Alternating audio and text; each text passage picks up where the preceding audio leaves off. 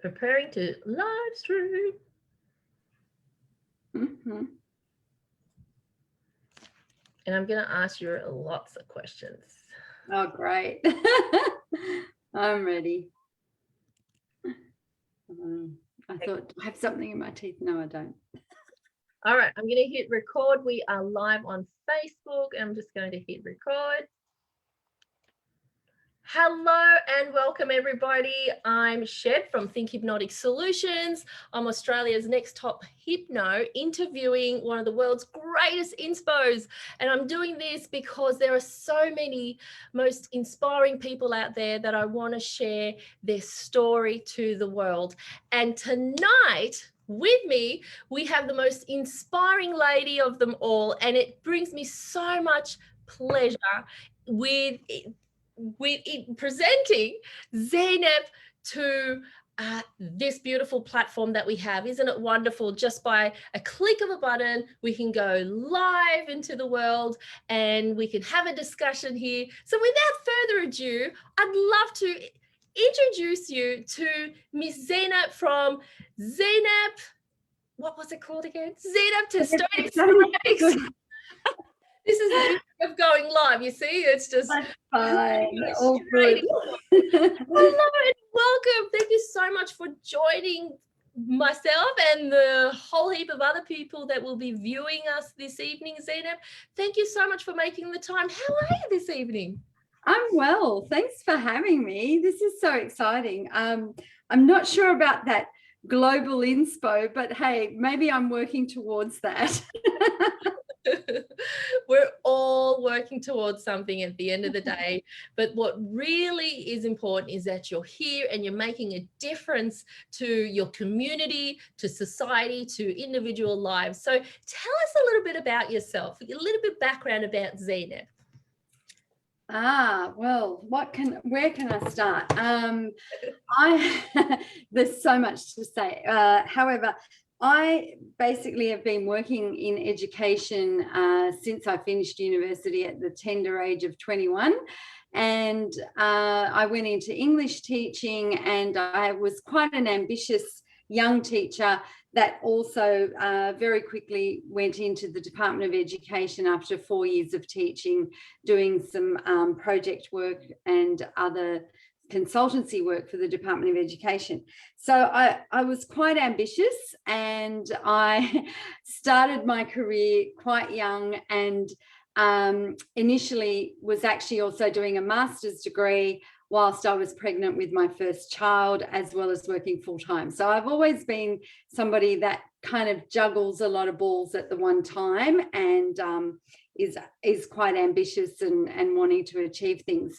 I had it in my head that I wanted to be a principal of a high school by the age of 50. And I was kind of really working towards that by doing things to further my career. And up until about 2010, I was still working with the Department of Education.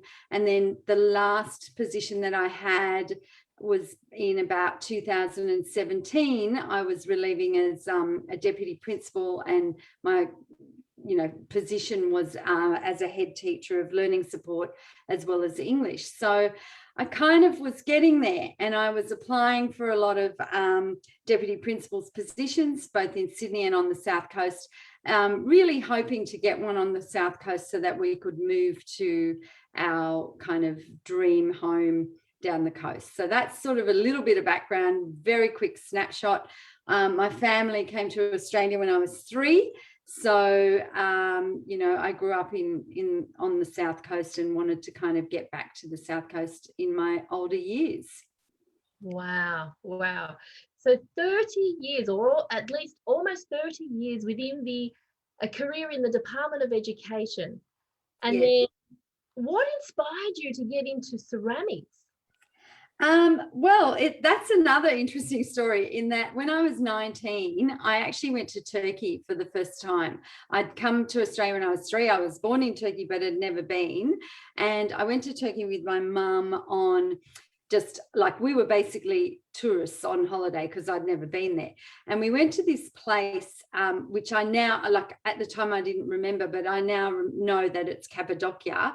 And we did all the touristy things, and we visited a pottery studio, and it was in one of those underground caves. And I remember walking in and feeling how magical the place was. And they got me to have a go on the pottery wheel. And that feeling I just never forgot. I was 19. I sat at that pottery wheel and I went, oh my gosh, I want to do this. This is amazing. But then, of course, that was during university break. And of course, I came back, went straight back to university, went straight back into what I was doing. So I didn't even entertain the thought that that could possibly be a career path. And it was kind of filed away there in some part of my brain that one day I'm going to do a pottery course. One day I'm going to do a pottery course. And that day came when I was relieving as a deputy principal, a very stressful job and a very busy job. And I was looking for something to do after work that was going to de-stress. So I basically enrolled in the pottery course that I always wanted to do. I did an eight-week pottery course, and I was absolutely hooked. So I was going 2 nights a week after work, so working all day, dealing with parents, dealing with teachers, dealing with students, doing the teaching, doing all the admin, all that stuff. And all I could think about, I was drawing mugs in my diary at executive meetings, you know, like I'm like waiting to go to pottery on Tuesday nights and Wednesday nights.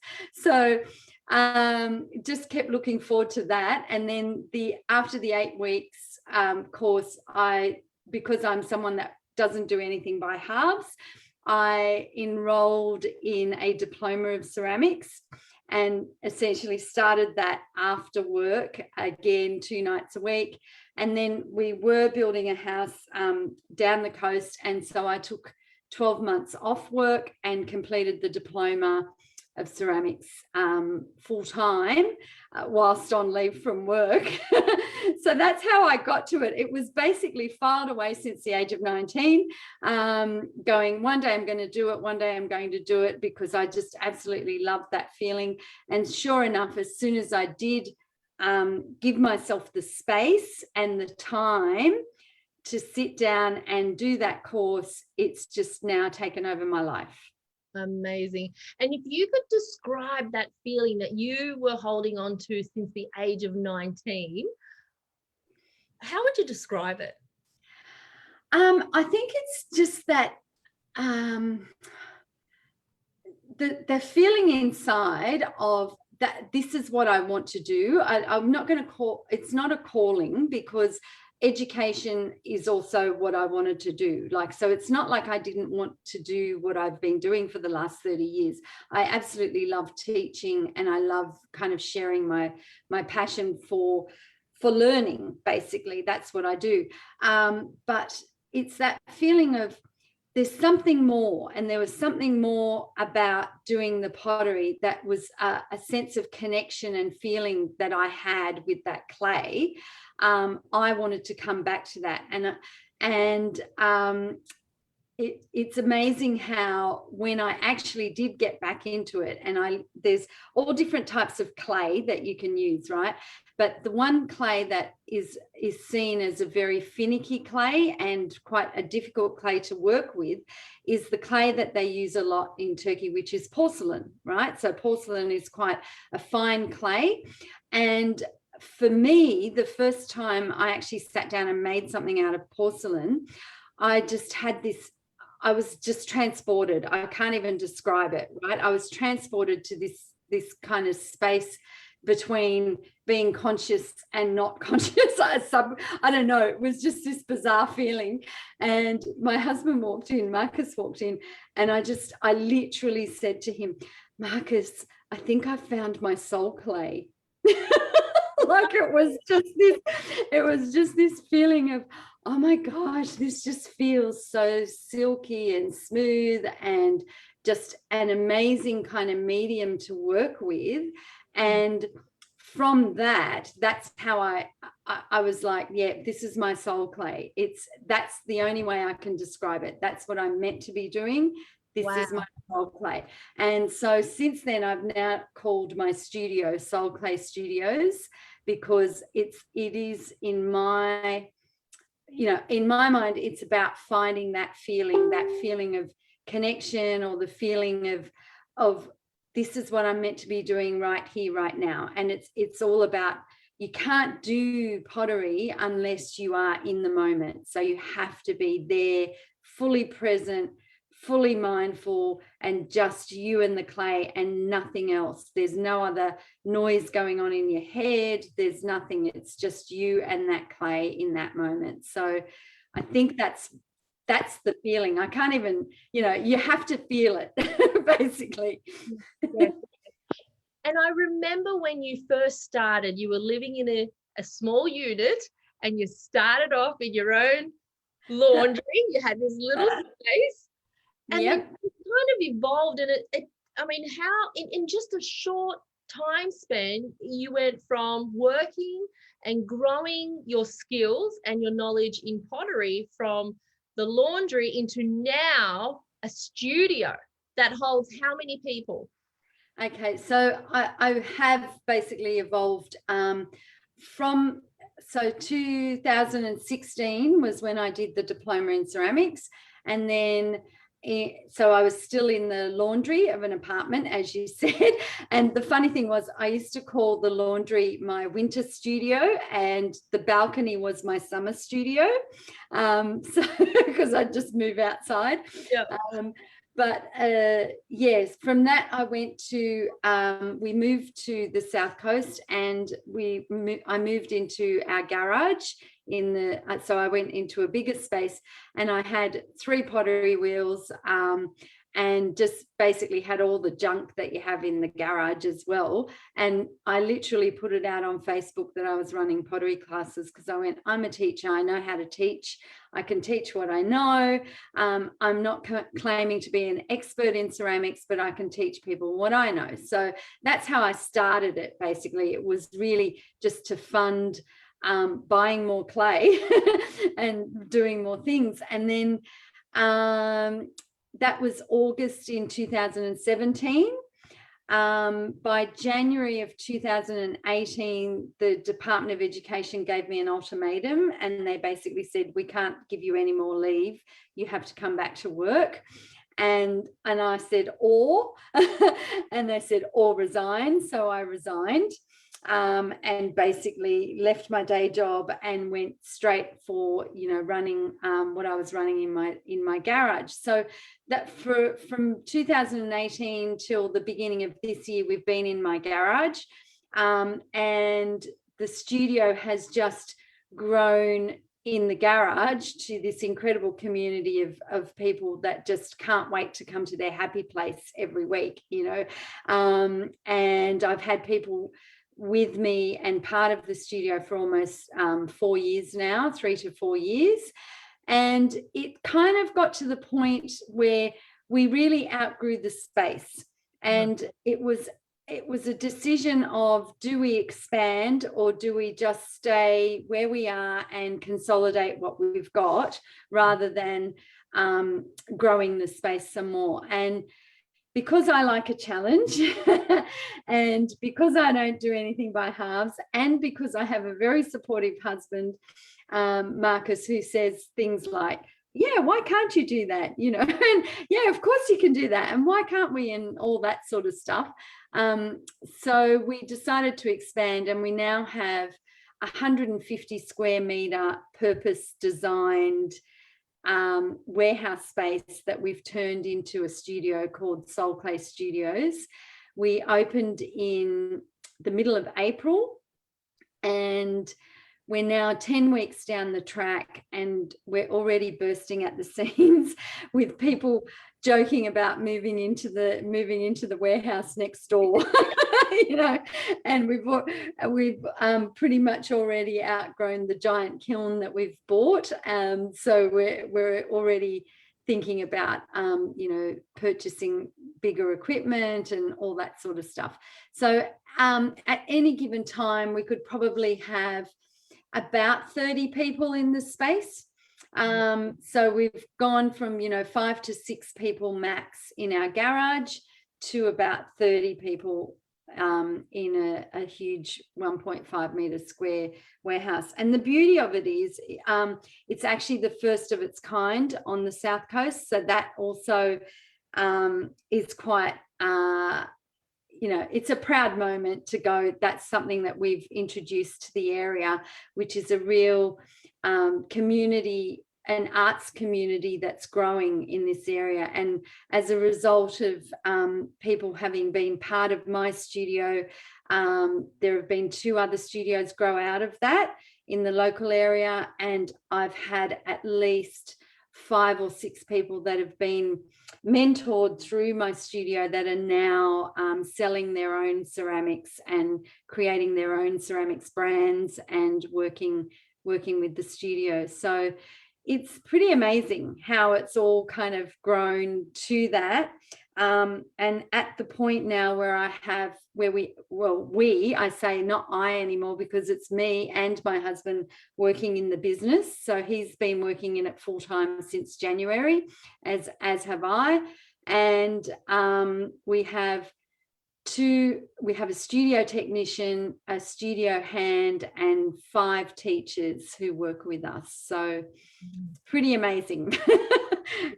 In a matter of only just a couple of years, what, 8? Yeah, about 3.5 years all up. Yeah, 3.5 years. It'll be 4 years in August. Yeah. And recently your studio was part of a TV show. Yeah, that was before we moved out of the garage. Yes, that's right. That was hilarious. Did you see that? Yeah. I saw what you posted. Yes. That was funny. I got contacted by one of the producers at Married at First Sight, and they were filming some of the honeymoon experiences down on the South Coast. So they asked to bring one of the couples to the studio to have a honeymoon pottery experience, which was funny. And with anything to do with TV, they film probably 2 or 3 hours worth of stuff, and then there's all of 5 seconds on TV. But either way, it was a lot of fun, and they had a great time. And one of them, he's actually really interested in taking up pottery as a hobby anyway. So it was his wish to do it, and that for me, I provided the same fun experience that everybody gets. So they walked away having a great time. So yeah, that was interesting. And I mean, that kind of exposure could bring on so many opportunities for so many people and give all kinds of ideas for couples, for, you could have a mother and daughter time get together doing all this beautiful art stuff. There's just so much you can do to grow from this experience. That's fantastic. That's fantastic.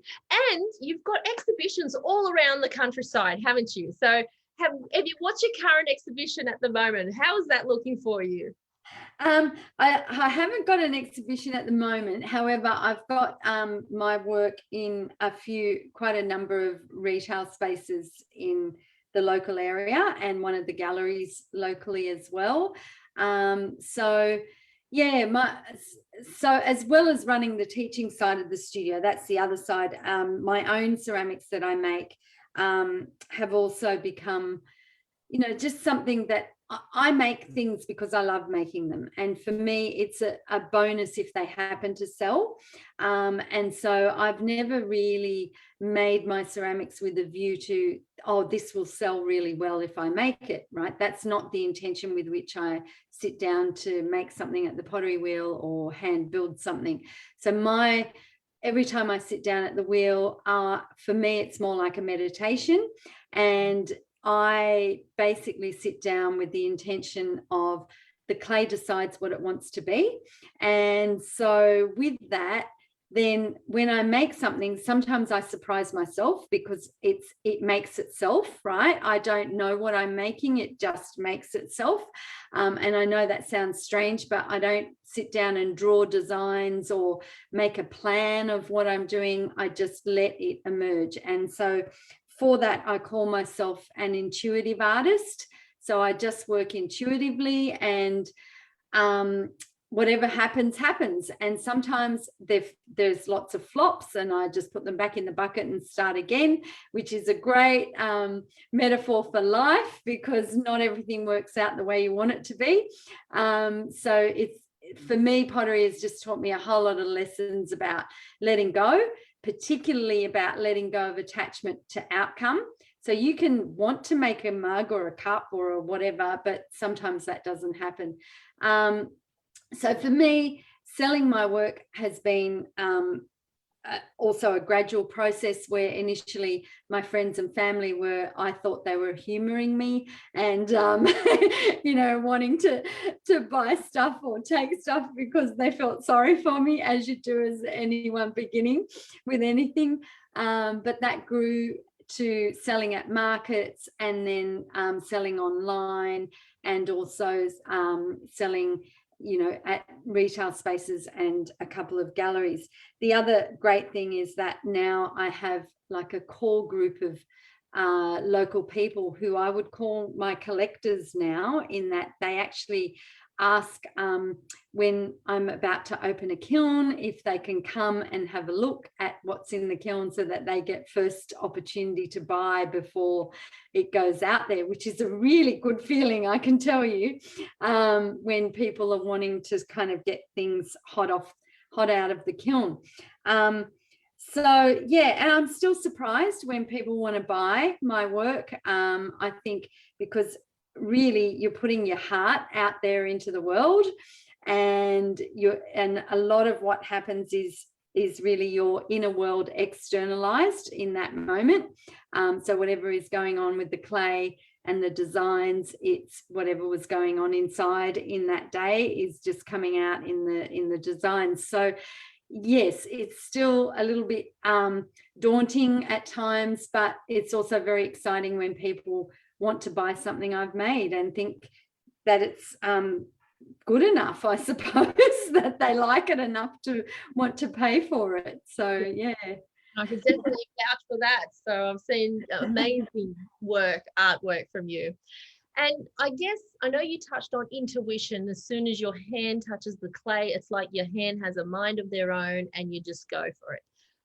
What does your artwork aim to represent? I know you talked on intuition, but if you were to say, what does it aim to say about your artwork?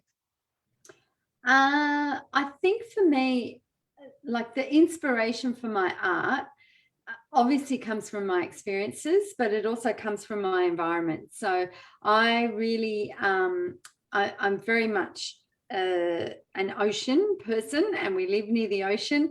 So a lot of my work is very ocean inspired, and the colors and the textures of the ocean, the rock formations, shells, all those sorts of things that are external, that is reflected in a lot of my work. And I do title a lot of my work with things from the local area, like Gerringong Rock Shelf, or you know, tidal collection and things like that, Gerringong Sunset. So things that I see, I think I internalize. So the colors of the sunset, and then that might come out in a series of bowls that I'm doing, or the textures of the rocks and the sounds of the waves, and all those sorts of things come out in the ceramics. But then the other interesting thing is, I mean, I haven't had any design experience or training or art training or anything like that. I didn't even do art at school as an elective. So for me, it's always just been intuitive. Whatever I draw comes out of me. But some of the designs and patterns are very, very reflective of the Turkish sort of ceramics and mandala forms that I don't even know why I draw them, but I mean, the mandala is obviously a window to the soul. And so those types of designs also come through in my work when I'm not thinking. When I overthink, nothing happens. If I just let it happen, it just emerges. So it has really taught me to stop overthinking about what to do. It's just do it. Just get in there and do it. I love that. It's like kind of surrendering, if you like. Yeah, absolutely. Yeah. And there's a book I recently read on the surrender experiment. And sometimes if we do over, I think that could be one of a life lessons learned in pottery making as well. Just surrendering, again, not letting, learning to let go, or not being so attached to the outcome. Yeah. Amazing. Okay, so I just love how you've evolved your artwork, your career. What's been one of the most challenging part of your evolution, and how did you overcome that? I think for me, the most challenging part is really getting over my own imposter syndrome. I think it's really getting out of my own way and going, no, I do deserve this, and I do deserve to be enjoying what I'm doing. And yes, it's hard work, but I love doing it. So I think that's the challenge. I've had a few physical challenges as well during that time. I've had two major surgeries that have impacted physically in terms of being able to physically do the load of what's required. And that's ankle surgery. And then I recovered from that, and now I've had shoulder surgery. So that's kind of hindering my progress at the moment. But again, with a lot of stuff, it's a blessing in disguise. So even if it is a challenge, and it has been a physical challenge, however, it actually forced me, blessing in disguise, but forced me to sit back and take a more big picture view of the business, rather than just being the maker and the creator of what I'm doing. And it's enabled me to use the skills that I was using as a deputy principal to pretty much create my own mini school now, where I have 5 teachers and 2 assistants, and an operations manager and a bookkeeper and this and that, and I'm the admin manager. So it kind of stopped me from looking just at the pottery, and really looking at okay, if we're moving into a bigger premises, then it needs all this additional support and all this additional work to happen. And who's the person to put that implementation into, to implement that plan? It's me, because I've got the skills in order to do that organizational administrative side. So it helped me to actually set up the groundwork and the foundations for the business on a larger scale. And now it's running like clockwork. It's amazing how the people that have come on board, we are so fortunate to have such skilled teachers and people on board. The technician, for example, she started as one of my first students about 4 years ago, and she's now working as the studio technician. And another young woman started pottery classes with me as a 16-year-old, and now as a 19-year-old, she's our studio hand. And she's so good, and she comes running into work going with a big smile on her face, and she said, "I can't believe you pay me to make ceramics." and play with clay and do all this stuff. And I said, well, that's part of your job, So it's just really nice to have people on board who really want to be there, are highly skilled and love what they do, just like me. They love what they do. One of my mentors years ago, when I was stuck into that mindset about the imposter syndrome, had said to me that if we don't share our skills, our gifts to the world, what sort of a disservice are we providing? That's true. Because at the end of the day, it's really not so much about us, it's more so about the service that we're providing to our community, to society, the lives that we're changing. You know, I mean, how many lives have you changed simply by just making that decision? That one decision. Well, I'll take the resignation, thanks. Yeah, that's true. It has, look, one of the biggest things it has helped with is the sort of mental health issues that can emerge for people. And I've had a number of people who have had, say, social anxiety or depression or other mental health issues who've come to do pottery and have just said, you know, this has changed my life, and this has really helped me to get out of the house today. And you know, if I didn't have pottery, I wouldn't be here. I'd be still in my pajamas or whatever it was. So at that level as well, and I know that for a fact, because what's hilarious is that I haven't actually been able, it's not hilarious, but it's like, it's funny in that I haven't been able to really make anything with clay for about 5 months, and I haven't been the same person, if that makes sense. Like, it just, I've kind of really missed that connection I had with the clay. And last week was after I had been to see the specialist with my shoulder, and he gave me the okay to challenge myself but not hurt myself. I had a little bit of a play with clay, and both of the studio techs in the studio, they both said, "Oh my gosh, you're back, you're so happy," you know, and they could really see and notice the difference in me once I'd actually got back into playing with clay again. So it has made a difference to a lot of people.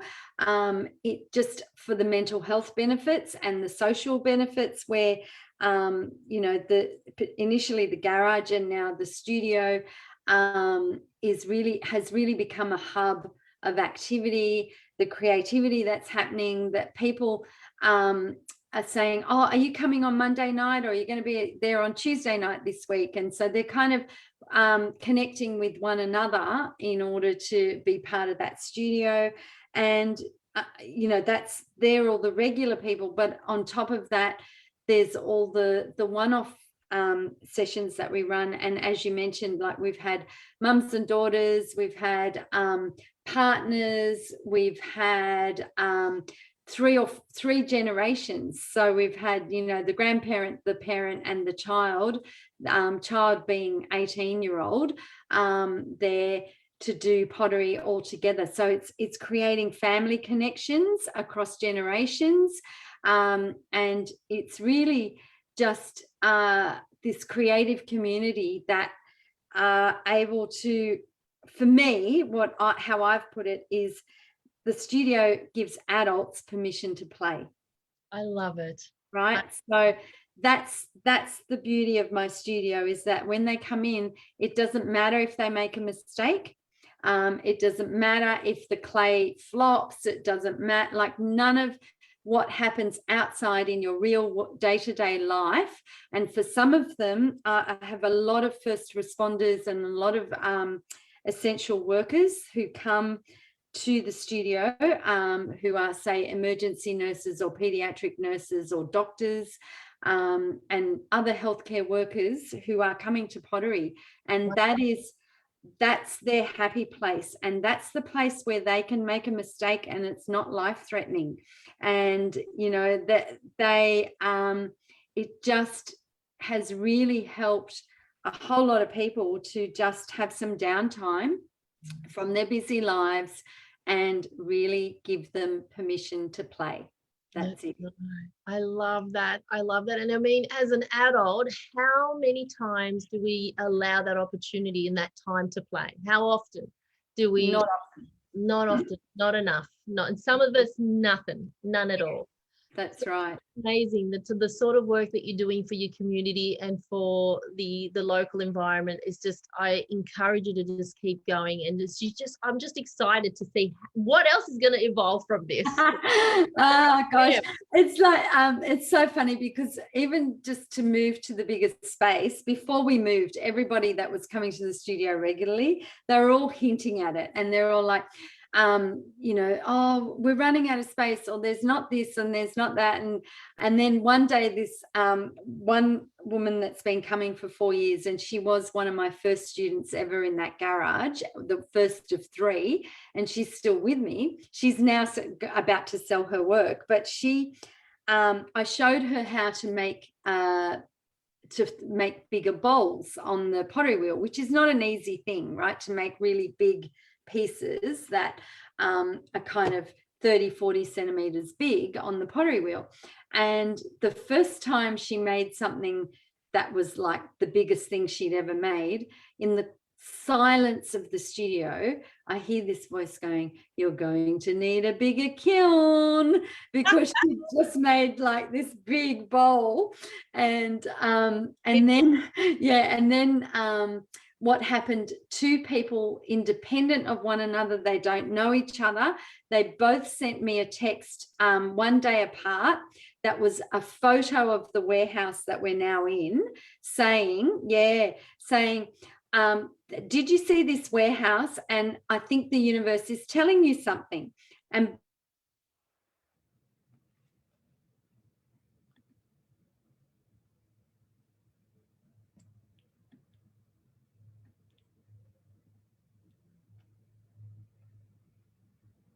I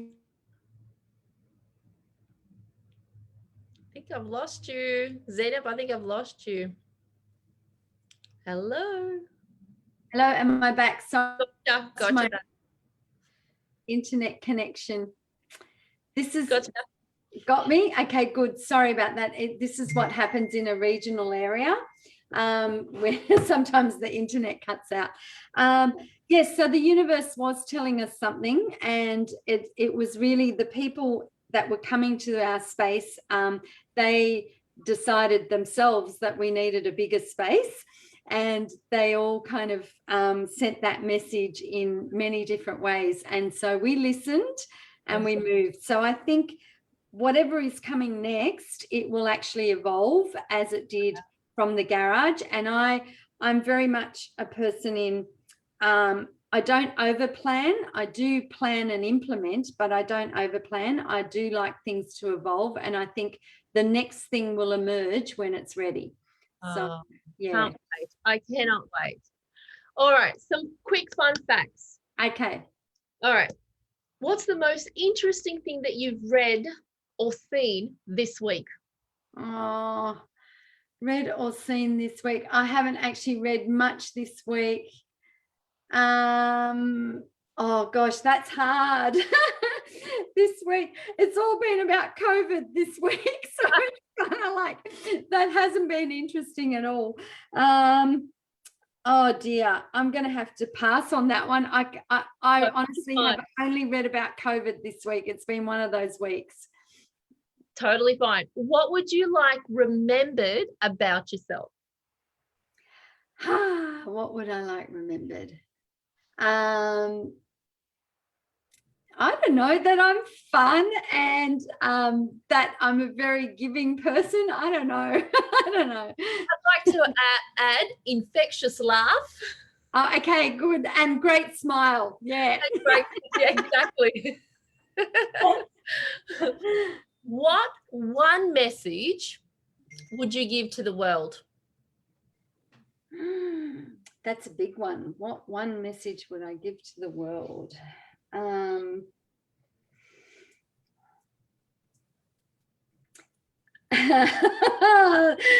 gosh, it's so hard, isn't it? This is like the profound moment. I actually don't have anything profound to say other than be yourself and really just treat everybody in the way that you would like to be treated. Nice, nice. And here's a weird question. What's the weirdest question that you've ever been asked? The weirdest question I've ever been asked. Oh, you know that. Good. I wish I knew what these questions were beforehand. Really I caught said me it was offhand. impromptu. I know, it's great. I think. Oh, there was a question once about. I think the person was wanting to find out what my background was, but they asked something like, what's your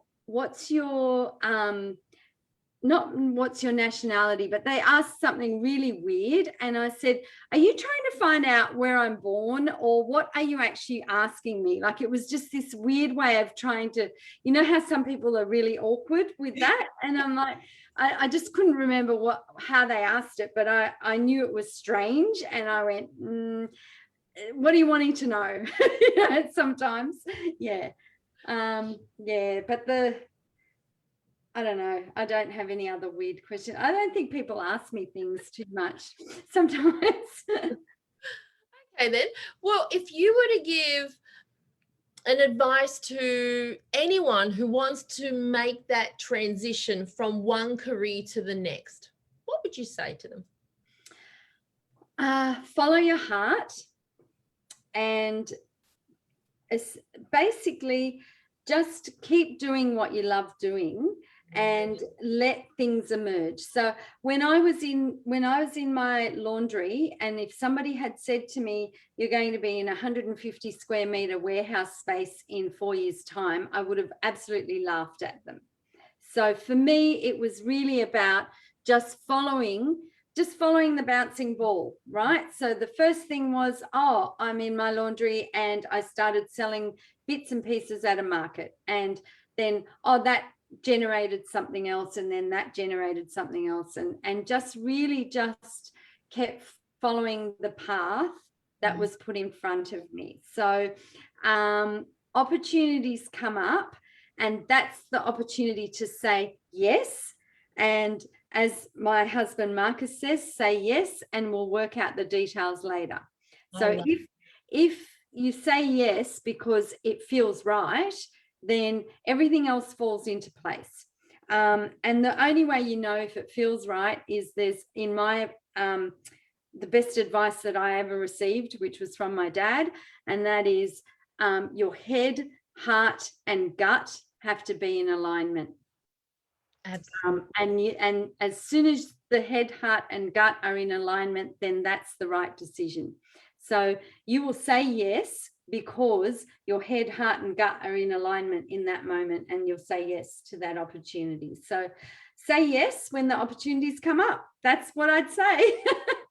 Beautiful advice. Definitely one that we can all relate to.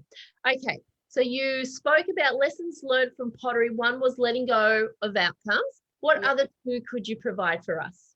That there's enough room for all of us. So when people are talking about competition and setting up in competition and all of that, I believe that there's enough room for all of us. So it's not about being competitive. So you can be a leader in your space, but you don't need to be competitive and push other people out of the way. So for me, it's really that's one of the sort of lessons that I've learned with pottery. Another one is that whole philosophical approach that the clay decides what it wants to be. And so it's really about going with the flow. And pottery really teaches you to go with the flow. And if you go with the flow, then if it's meant to be, it happens anyway. Like the obstacles don't come up in your way. So when you're in flow, because when you're on the pottery wheel or whatever it is you're doing, so for me it's on the pottery wheel, when you're in flow, things just emerge and they happen, and there's no resistance, and they don't flop, and things don't go wrong. So it's really just allowing that flow is another one. So go with the flow, let go of attachment to outcome, know that shit happens and you just deal with it. And like for me, particularly with porcelain, I really know that porcelain is just so one of those clays that at any minute it can give up. And so every time you work with porcelain, you're on the edge, right? So there's this whole feeling of at any moment this can just give up. And the beauty of it is when it doesn't give up and you end up with this beautiful piece, that's what brings so much joy. So it's really about just letting it emerge and letting it happen. Amazing. And for those of us who want to learn more about what you do and your amazing gift and talent, how can we get in touch with you? So I have an Instagram called Soul Clay Studios. So SOUL, as in soulmate, soul clay. Soul Clay Studios is all about the pottery classes and the workshops that we do. And for my own art and the ceramics that I do, that's under my name at Zeynep Ceramics. So I run 2 accounts so that, you know, people know, oh, that's the pottery studio and that's her ceramics. Yeah. Oh, from deputy principal to ceramic artist, life lessons learned from pottery making, from the wonderful clay. Zeynep, thank you so much for your time. I really, really appreciate the amazing wisdom that you've gifted us with your presence. So thank you so much. And Thank you. Sure what we'll do is we'll put the link underneath this recording, a link to your website, Instagram, so that people can jump on board and find out and just have a look at the amazing artwork that you've developed and created all these years. And you've got some beautiful work to definitely look at. Any other last remarks, any last comments that you would like to add? No, and nothing other than thank you so much for giving me the opportunity to just talk and get this out there, that pottery is addictive. I can tell people that, and we do have levels of addiction in the studio, and I know when people are addicted. It's one of those good addictions, though. It creates a lot of euphoria in the studio where people get excited about what they've made, and for me, that's the whole point of it. It really is about sharing the joy, and for helping people to find their joy. I think that's the biggest thing, is helping people to find their joy. That's what I'm doing. People find their joy, and we certainly need a lot of that these days, don't we? We certainly do. Once again, thank you so much. I really appreciate it. Guys, if you have any questions for Zeynep, please pop them below in the comments, and I'm sure Zeynep will answer them for you. And if I can see, I'll just jump on board and see whether I can't view it. No, forget it. We can get back to it later. All right. We can answer the questions via written form anyway. We certainly can. Awesome. Thank you so much for those of you who have joined us. If you're watching the replay, #replay for us, and we'd be more than happy to answer any questions that you may have for Miss Zeynep Testoni. That's all right. So you overthink it. That's why. Right. Okay, I'm going to stop live stream now. Thanks, everyone. Thanks very much for watching. Bye for now.